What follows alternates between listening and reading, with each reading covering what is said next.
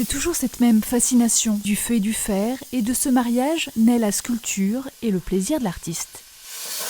Je suis autodidacte, j'aime bien bricoler, j'aime bien la création, donc j'essaye, je fais des essais. En général ça marche, mais quand ça ne marche pas, bon, c'est rigolo parce qu'on voit nos erreurs.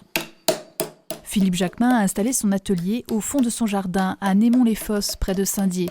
S'il dessine depuis l'enfance, c'est arrivé en retraite qu'il fait de la création artistique une passion à plein temps.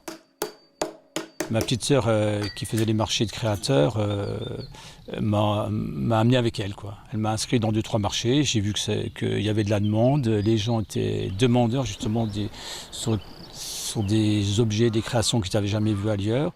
Animaux, fleurs, personnages grandeur nature, Philippe vend sur les marchés de créateurs. Il sera à la fête des fleurs de Nancy, un jardin dans ma ville à Saint-Dié, et travaille de plus en plus sur commande. Les Anglais raffolent des coquelicots et les cabanes à oiseaux s'envolent en ce printemps. La plupart des ventes sont faites à des particuliers.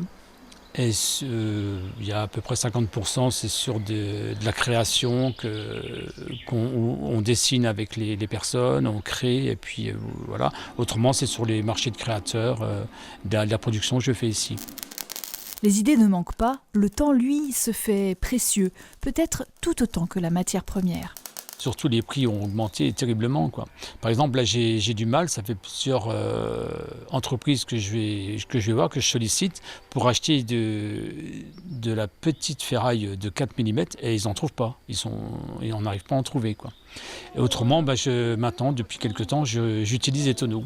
Des tonneaux qui sont à la déchetterie, que je récupère, et puis je fais pour des petites fleurs. Avant de se lancer dans ses ouvrages, Philippe crayonne. Il garde avec lui son précieux cahier rempli d'idées. Son rêve, faire des créations géantes comme les marionnettes lilloises.